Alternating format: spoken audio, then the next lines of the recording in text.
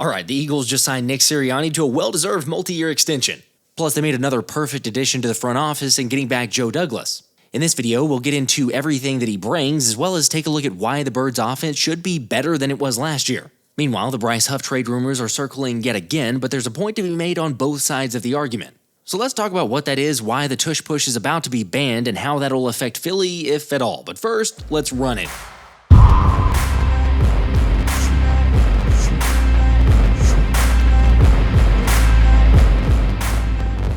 What's up, guys? Hope you all had a great weekend, and shout out to those of you who made it to the Eagles Autism Challenge. Especially because in its 8th year, the foundation continues to break records and raised more than $10 million for autism research and care programs.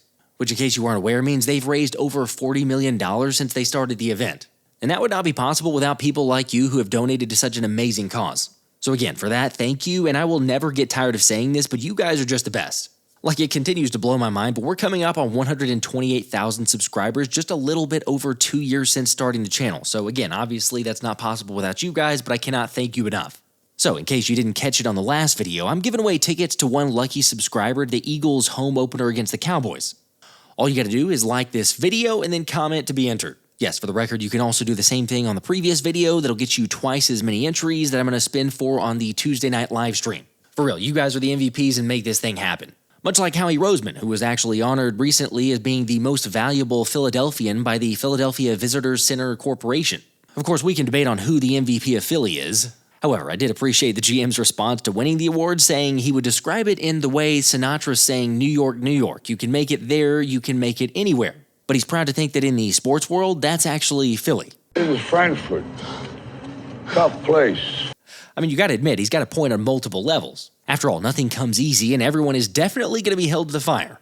Heck, just a year ago this time, Nick Sirianni was not a fan favorite when that topic was brought up. And yet now here we have the official announcement that the Eagles have come to an agreement on a multi-year extension with a head coach. And I personally couldn't be a bigger fan of it. For real, congrats to him, especially pushing through all the negativity and criticism from so many. And yes, I was one of those who did not have a lot of faith in him a year ago, yet here we are. Let's run this back. You know, when you think about it, it's no wonder nearly every part of success from the Eagles gets poached away or attempted to be poached away by the rest of the NFL. For instance, when the Birds made Super Bowl 57 and then Shane Steichen and Jonathan Gannon were hired as head coaches. Or more recently, after a solid campaign on offense, all it took was 1 year for the Saints to come marching in with an offer that Kellen Moore couldn't turn down. Now, I don't blame him, and like I've said, I wish him luck unless he's playing the Eagles, of course.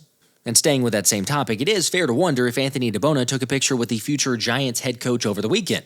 FYI, for those maybe not as familiar in the photo there, that is Kevin Patullo, the Eagles' new offensive coordinator. Although I will say this, much like we've seen, having success in Philly doesn't always mean success in the next organization you go to.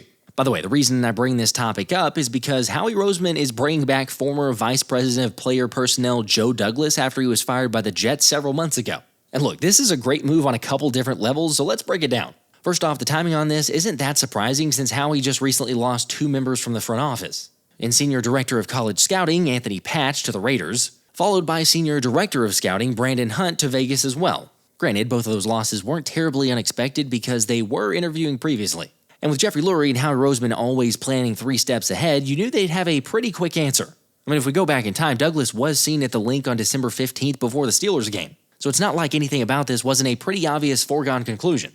Anyway, secondly, on why this is such a great move, if you recall, Douglas was the right-hand man to Howie Roseman and leading the scouting department back in 2017 when they won the Super Bowl. Now sure, we can argue about not all of his moves working out, yet give the man some credit because he was instrumental in veteran free agency acquisitions like Alshon Jeffrey, Chris Long, Patrick Robinson, and LeGarrette Blount, as well as signing younger players like Tim Jernigan and Jay Ajayi. Again, nobody's perfect, and I understand the blemishes of Andre Dillard and JJ Arcega-Whiteside might make you question his judgment. What was he thinking? Okay, fine, but let's also remember Douglas did draft guys like Sauce Gardner, Garrett Wilson, and Breece Hall as the GM with the Jets. Plus, you can say, oh, he got lucky, or nah, he's actually a poor drafter. But like it or not, and believe it or not, the Eagles still use the grading system for drafting prospects that Douglas learned back when he was in Baltimore and brought with him to Philly. So he must be doing something right. I suppose he's lucky. Okay, I get the whole thing with the Jets, but it's also not like owner Woody Johnson breeds much success. I mean, we're talking about the only owner to receive an F grade in the NFL Players Annual Team Report Card, which is why personally I'm not concerned at all about any kind of failure some people may want to pin on Joe Douglas with the Jets. Heck, if anything, JD did us a favor. Like when he deliberately traded a 2026 third-round pick for Hassan Reddick, a player who was adamant about receiving a new contract before playing, mind you, and the Jets still just went ahead and moved forward with it with really no plan in place.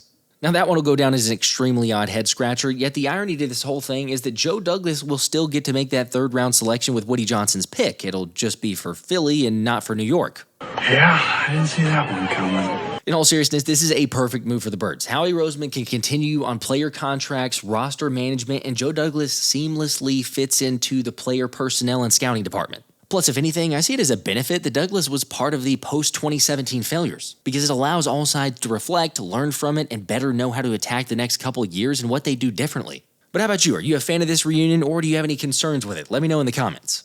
I mean, if we're being realistic, Howie's already mentioned learning from past mistakes, and there's at least one area that just continues to get better with time, that being Jalen Hurts' contract. But before we get to that, I want to talk to you guys about the sponsor of today's video, Maeve. Because I've shared a lot about changing my diet and starting to eat healthier, but it got me thinking about our dogs too. After all, Duncan and Donut were our first babies before we started having kids. So when Maeve reached out wanting to partner with the channel, I was excited to give him a try. Especially since Maeve is the first and only human-grade protein-rich raw food for dogs made with real ingredients you can see and name just by looking. For real, no fillers, additives, and it doesn't require any prep. Plus, just like my own personal health, how I eat affects my mood, behavior, energy levels, and just about everything else. And the same goes for our dogs. Like, I'll be honest, Dunk, our chocolate lab, has some digestive issues as well as suffering from allergies on occasion. But after reading that 90% of dog parents saw health improvements in those areas along with a strengthened immune system, a healthier coat, cleaner teeth, and fresher breath, I was more than sold. Come on, being a dog parent is the best, so scan the QR code and give them the food they deserve. FYI, you can also click the link in the description and use code PHILLYSPECIAL to get up to 20% off your first order. Again, that's code PHILLYSPECIAL to get 20% off your first order with Maeve.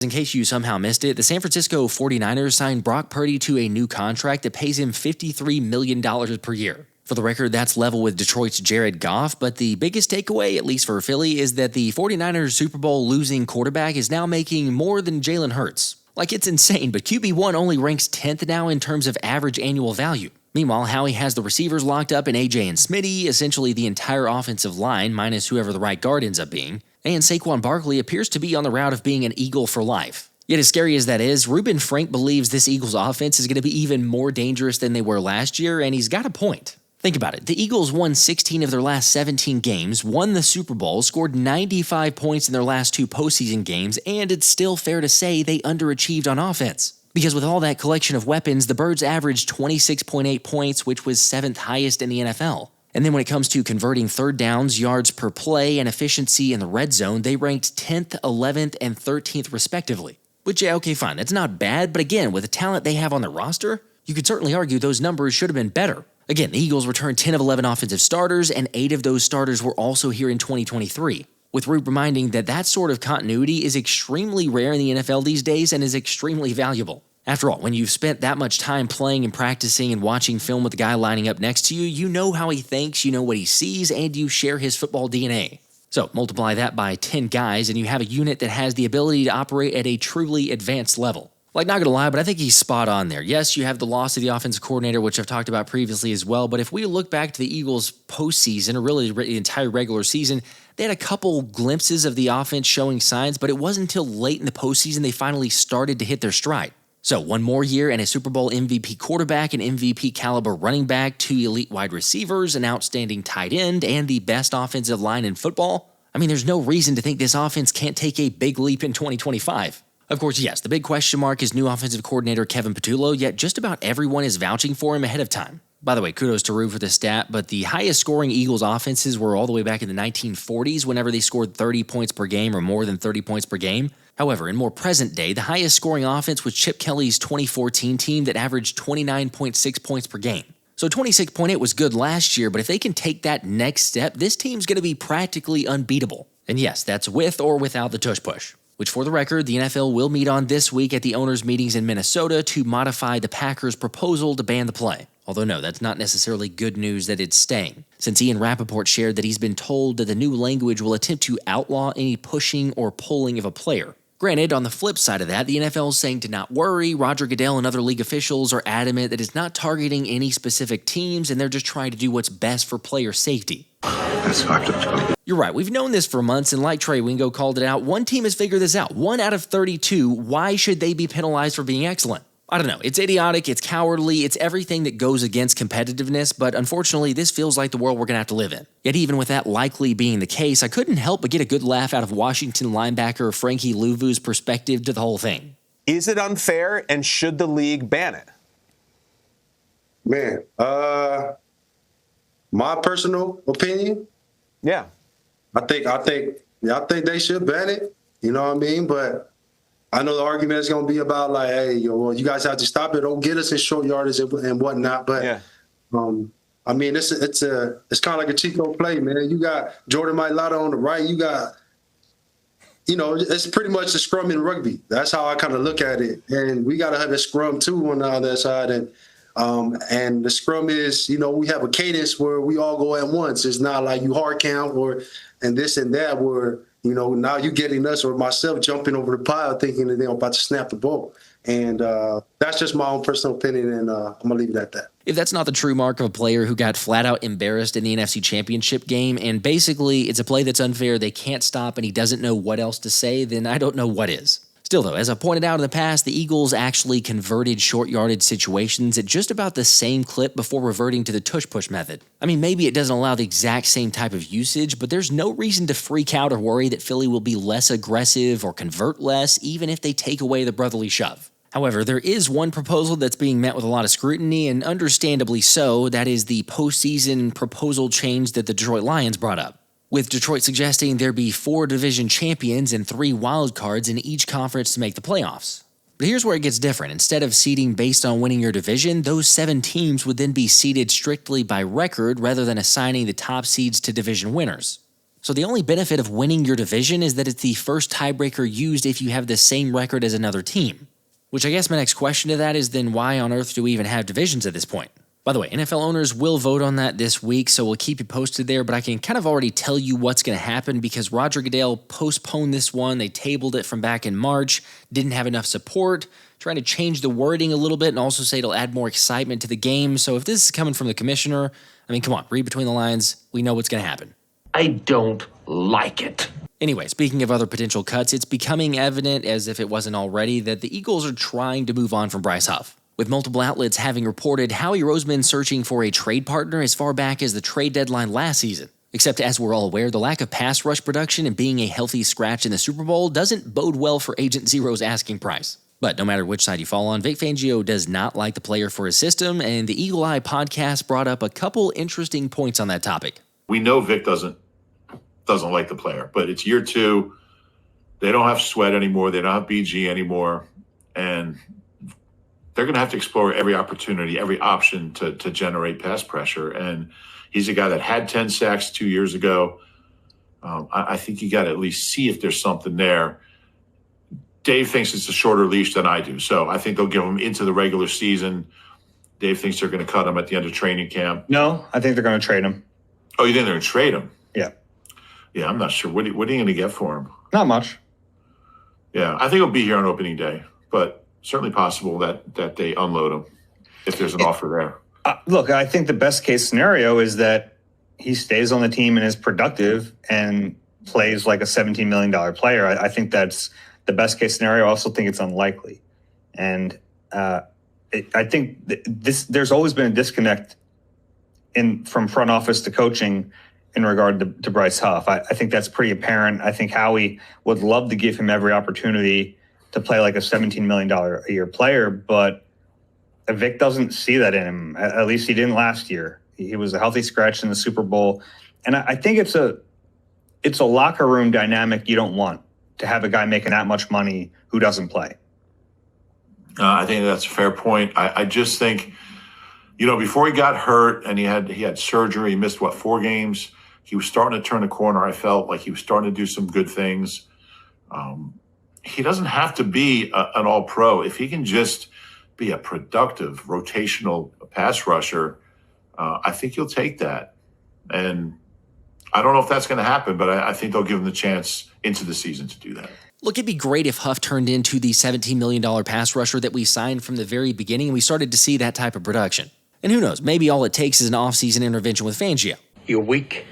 You're out of control, and you become an embarrassment to yourself and everybody else. If only it were that easy. I mean, we've talked about maybe convincing the Atlanta Falcons into a trade for Huff since he did previously play for defensive coordinator Jeff Ulbrich with the Jets. Or heck, even Robert Saleh, who went back to San Francisco, has been linked multiple times to Huff. So, could a call to the 49ers make some sense even if Philly were to take on some of his salary? Having said that, real quick, I know some of you messaged regarding some Jalen Ramsey rumors, but I'm sorry, I talked about that in a video a month ago, and there's no credible sources actually reporting this thing is back and alive and well. I mean, it's literally the same news we had back then. So I'm not going to fan the flame on something that has not had its status change in over a month. The difference with Agent Zero, though, is getting some more thoughts from beat writers with how he sits on the team, and also Joe Douglas probably knows Huff better than Howie does. I mean, with him in the building, perhaps there's some things he can share that worked with Bryce. Or maybe his relationship with Saleh and Ulbrich at the Jets end up resulting in an opportunity to get something done as far as a trade. My own personal preference, and I'm sure a lot of us are in the same category here, would be to trade Bryce Huff. Again, the question is how much do you get back for him, or a very realistic chance is just him getting cut. I know that's crazy to say, $17 million pass rusher, you do take a significant cap hit, but at least the blessing is the Eagles are in an area that they can actually take that on and be perfectly fine. I don't know, maybe that's crazy. You guys let me know your thoughts on this, all the other Eagles moves in the comments. As always, drop a like on the video, make sure to subscribe. I'll see you guys on the live stream. Until next time, this has been the Philly Special.